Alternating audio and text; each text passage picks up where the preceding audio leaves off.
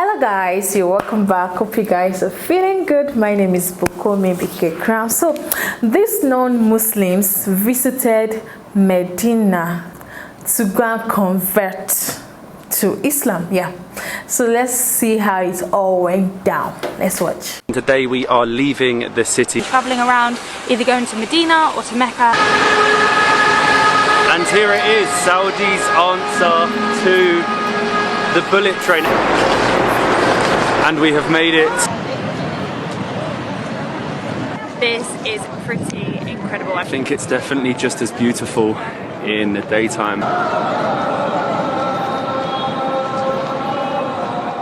Good afternoon and welcome to the ultra futuristic Jeddah train station. Today we are leaving the city and heading to the second most holiest site in all of Islam, and that is Medina. We're actually getting the brand new bullet train to the city, which we are very lucky to be going to. Up until a few years ago it was very difficult for non-Muslims to visit, and unlike Mecca, non-Muslims can now visit the city of Medina. So that is what we're going to do. We're going to explore, we're going to learn.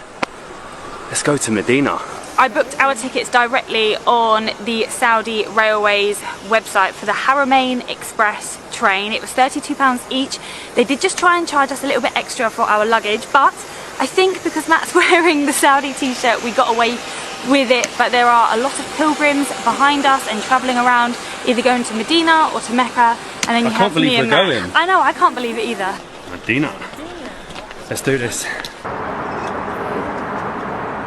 And that was a pretty seamless process getting down to the platform. Your ticket actually comes to your email and you have a QR code, of course. It's Saudi, everything is electronic. And now we have about 10 minutes before the train is about to come.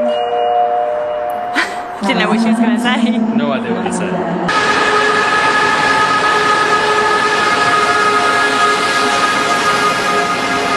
And here it is, Saudi's answer to the bullet train. Apparently if you drive from Jeddah to Medina it takes around 4 hours, but this takes less than 2. We just need to find our carriage. This is crazy. Everyone else here are pilgrims, and then there is just me and Molly heading to Medina. This is pretty surreal. I'm waiting for it to change. Carriage number 9. At least we know this is ours.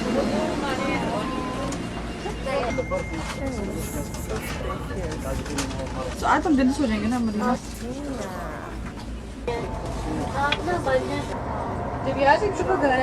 This is nice. We've got nice, comfortable seats, loads of leg room, place to charge your phone. We're apparently doing 173 kilometers per hour, less than 2 hours, and we're in Medina. We have teamed up with Nomad eSIM, an absolute necessity for travel. Nomad is the world's first truly global eSIM provider, covering over 110 countries with plans of all sizes at amazing rates.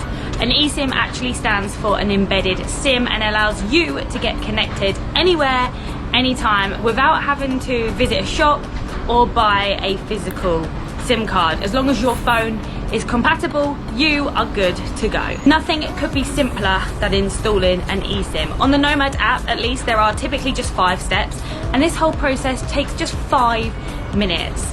Nomad really simplifies international travel, and there's no more headache of buying a local SIM card at the airport or trying to connect to the local Wi-Fi networks. That really is the bane of my life. We've spent countless hours at foreign airports trying to work out what's the best rate for this SIM card, and now we no longer have to. eSIMs are super affordable, and with our code you will get $3 off your first purchase. Nomad eSIM really will change the way that you travel, so click the link in the description to set up today, and don't forget to use our code for $3 off.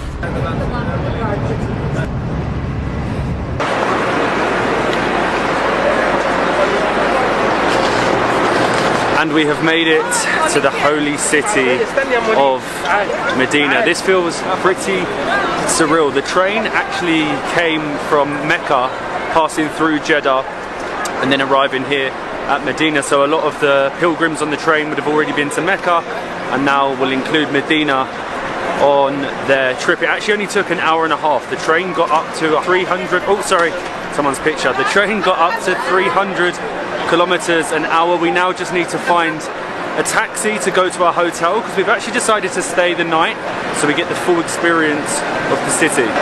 You have us, and then you have hundreds and hundreds of pilgrims.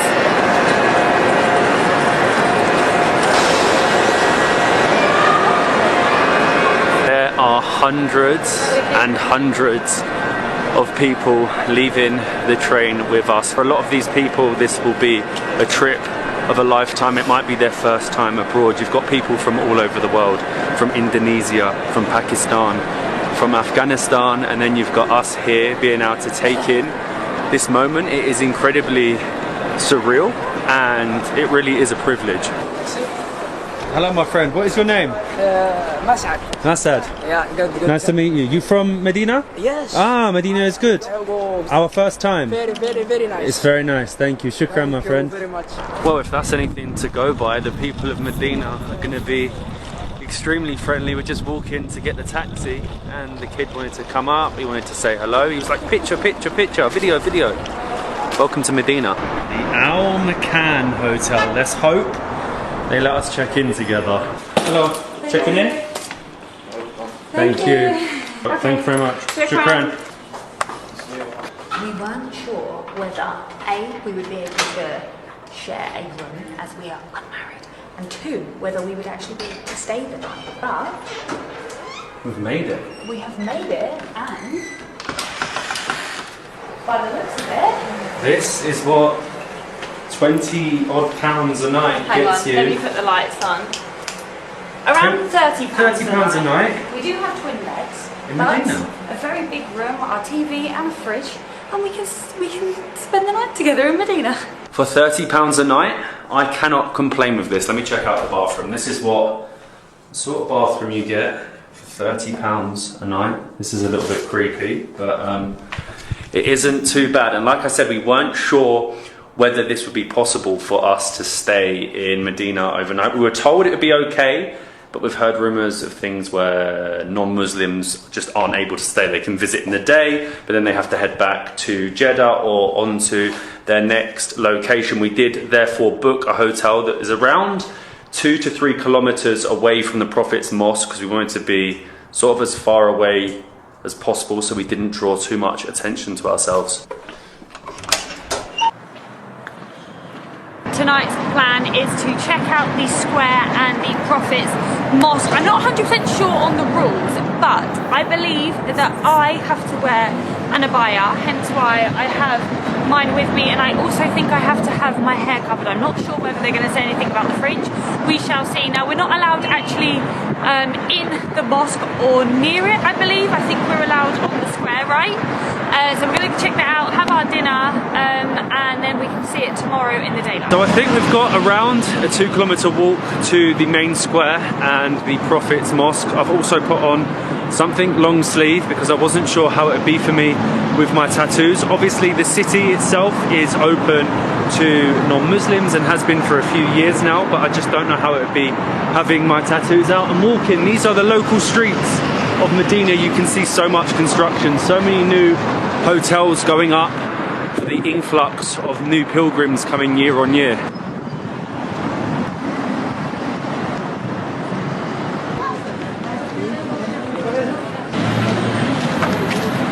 I think we can slightly see it in the distance. As you get closer, there's all the 5-star, big, very expensive hotels that lots of people stay at. As this is like a once-in-a-lifetime trip, we feel very lucky to be able to come and visit it and experience it. There's so many people. There are so many people. It's quite late as well. It's 9:20, but you have to remember, Saudi time, Saudis don't sleep. This is the road leading to the main square and the Prophets Mosque, and there is a sort of market just on the outside. There's people selling all sorts, from gold, different types of souvenirs, and it's said that people really respect and want anything that is bought in the holy city of Medina. So it's like the most thoughtful of gifts if you buy someone something from here and take it back for them. There is literally everything here, Molly. You buying me anything? They're selling everything from beads to sweets, to abayas. Perfumes, all I can smell is like the smell that I smell around Saudi. There's pretty much everything, like literally everything you could ever want. Some of the best souvenirs. Now you can probably see it with the green minarets next to me is, I think, it's the Crown Plaza, and you've got Dunkin' Donuts, which I think is pretty random, you know, in like a holy city you've got all these different chains, but we're definitely getting more looks. The closer you get, the more people are like, who are you? What are they doing? We are so close right now. We're by one of the many gates surrounding the Prophets Mosque, and honestly it is so busy. There's so many different areas where people are surrounding the mosque, and then obviously you can go into the square, which looks like an ant's nest. It's absolutely I'm not sure how we're packed. going to get on, whether we can go in this square or not. We're going to try. We're going to try and see who tells us yes and who tells us no. You can see behind me how much money has gone into the area. So many 5-star hotels, high-end restaurants. Like Molly said, this is for some a trip of a lifetime, and we are now going to attempt to go inside. Wow, the main square, it is stunning. This is pretty incredible. I'm not sure how close we can actually go, but just to be surrounded by everyone, to see what they're doing and to be in front of the Prophets Mosque is absolutely stunning. This square is huge. It's hard to put into words because this is such a unique experience for us to be able to witness, and as you can see there are a lot of groups that have come here as well. It's just nice to be able to join in and to do part of what they're doing. Wow, this is absolutely incredible to be just outside one of only 2 mosques in the world that can hold up to 1 million people, and it has the iconic sunshades all the way around, 10 minarets, I believe 22 domes, the second most holiest place in all of Islam. It really is a privilege to be here, to be taking it all in, especially on a Friday at night when it is just full of thousands and thousands of pilgrims. I have never seen so many people before. It is pretty crazy. Also, I'm trying to count the domes. How many did you say there were? 22, I think. I can't see 22. 1, 2, 3. We're going to have to walk the whole way around so I can count them. This really is a gathering of people from all over the world. Some people grab their food, sit out in the square and have a picnic, and of course this is the second most holy place in all of Islam, and it's actually the place where Prophet Ahmed was laid to rest. He moved from Mecca to Medina, and people come here to visit his tomb, pay their respects. It really is quite magical.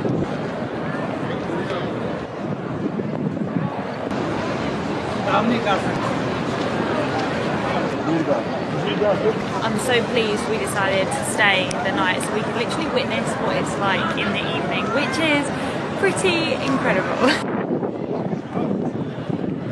I'm a little bit confused. We've just exited the grounds, the square that we were just in, and the area that I'm seeing now is the area that I've seen a lot of people have been able to access. So I presume the rules have changed in some way, because we spoke to security and they said it was fine for us to be within the grounds of the mosque, but this looks very much like the square that I've seen before, so I don't know if recently maybe rules have changed and you can go further in and closer to the outside of the mosque.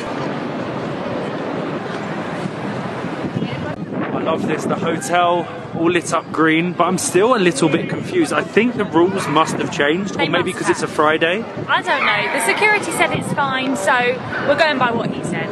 Anyway, the plan is to walk back through past the Prophets Mosque and get some food. It's 10:30 at night. This is actually open 24 hours, so you could go at any time, but I'm absolutely starving. Absolutely stunning. One last look. Hopefully we get time tomorrow to check it out properly again in the daytime, but I'm not sure much will top this. A non-alcoholic beer on the streets of Medina. Who would have thought it? Barbican. We actually had these a lot. That's so good. Pomegranate flavour. in the Maldives on the local islands, but I think we've decided tonight, being that it's so late, it's gonna have to be Outback. I am starving. It is definitely dinner time at one of the biggest outbreaks I've ever seen. The busiest fast food place I have ever seen. Most stressful thing I've ever done. That was ridiculous. That was the busiest fast food place I have ever seen. But this is how you should end any night in Medina, with Saudi's answer to KFC, Outback. My friend from Afghanistan have just found his shop, and you're giving me a gift, my friend, the hospitality. So it just goes, you can do it. Okay. I was literally just about to jump in the taxi, but my friend ran out. And this is the hospitality of Medina. He moved here from Afghanistan. Wow. It looks good? Ah, brother, I can't accept. Are you sure? Shukran. Habibi. Masalama. Thank you, my friend. Your name is Ahmed, and this is your shop? And Ahmed sells everything. You sell all traditional clothing, you sell abayas, everything. So if you come to Medina, come to your shop. My friend, Shukran. Masalama. Good afternoon from Medina, Saudi Arabia. Wow, Ahmed was an absolute legend. I've got a gift that I will keep for the rest of my life. Everyone in Medina has actually been so friendly. We weren't sure what the reception would be like, obviously being non-Muslim, but everyone is so intrigued and they're actually so pleased that we're here learning and embracing the culture. But we have a couple more hours until we leave the city and head to Al Ula on the bus this evening, so we're going to go and check out the Prophets Mosque once more in the daytime. And we just grabbed the coffee in this, what's this area? Kuba front. It's just full of nice tiny little quaint coffee shops, restaurants, lounges, and apparently it's the oldest and longest road, I think, in all of Medina. It goes for almost 2 kilometers.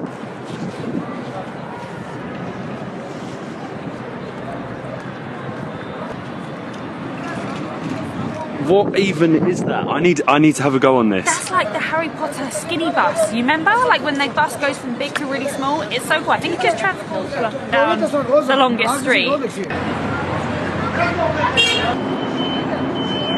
Wow, it looks completely different in the daytime. You can see it just behind me. I think we actually found out that what we were in yesterday was the complex of the mosque, possibly because of the way that we are dressed. Nobody really questioned it or said anything. I mean, we were told it was okay anyway, but we do think that because of the way we were dressed. So hopefully we can go back in again.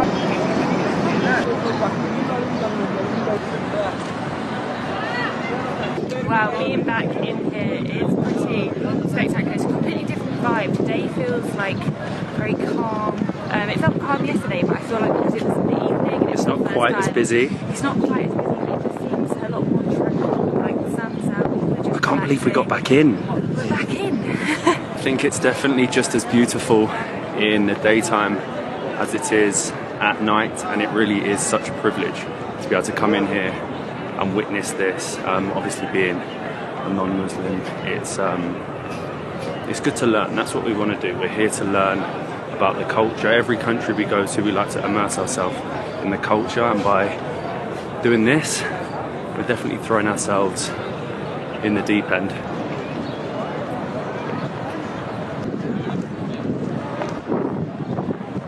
In the daytime, the sun shields definitely do their job. Fun fact that I didn't actually think that they were sun shields. I thought it was just decoration, but not only do they look pretty, they have a good job as well. You can really appreciate the sheer size of this place. The sun shields are almost like a mirage in the distance as they go so far, and then you can see the 10 iconic minarets and the area for women up here to pray. And we are back outside. You can see the gate that goes all the way around the Prophets Mosque behind me. I really don't know how it works. It could be the way we are dressed, but then when we spoke to security yesterday, they said it's fine for us to be in there. Maybe they presumed we were Muslims. I'm really not too sure, but it was a special experience either way, and if you are coming to Saudi Arabia, I'd highly recommend adding Medina to your list of places to visit now that it is open to non-Muslims, because just to be here and embrace it and take it all in is fascinating.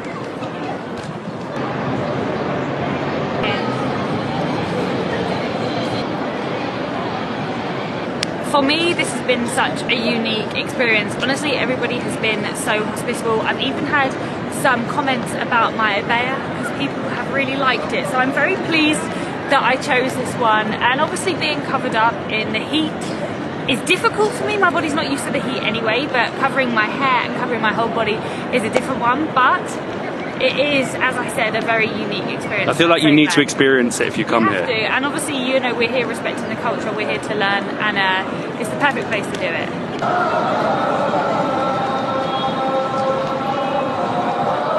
Wow, this is our first time hearing the call to prayer, and you can see behind me just thousands of people heading towards the Prophets Mosque. This is pretty incredible. The only thing we have really witnessed here is, of course, being Western. We've had a lot of people staring at us, and we have had a few people near the hotel ask us, are we Muslim? And we sort of divert from the question, because even though we know that we're allowed to be here, we're not sure what their response will be. But let's just listen.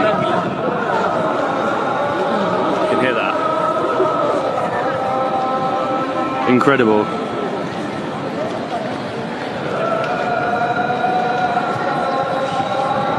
Look at this, the sheer amount of people heading to the mosque to pray. Wow, thousands. It just seems to be a never-ending line of pilgrims going back for as far, wow, as the eye can see.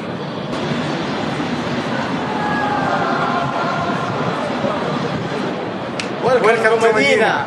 But our almost 24 hours has pretty much come to an end. We've got to get some food and then get the bus at 5:30 to Al Ula. Like Molly said, it has been a real eye-opening experience and a privilege to have been able to come here. Like I said, highly recommend it. If you're coming to Saudi, do it. Even if you just come for a couple of hours, that was our original plan, to get the bus, spend 2-3 hours and then head to Al Ula. But we thought to fully embrace ourselves, dive into the culture would be to spend a night and experience both sides of Medina. But I'm going to get some food, get on the bus, and then we will see you in the desert of Al Ula.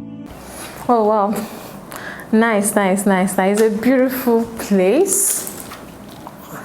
It's a beautiful place, and I love the way they explore, even though, you know, they're very careful with their vlogging, because you don't know, there are some countries or there are some areas in which if you vlog, all eyes on you, you know, they might not like it. So it was an interesting one. I love the way they went to the market, tried out the, you know, the veil, you know, have a feeling of how Muslims, you know, live their life, like they are dressing, how they dress. And that was a beautiful tour, guys. I really enjoyed watching. Thank you so much for watching.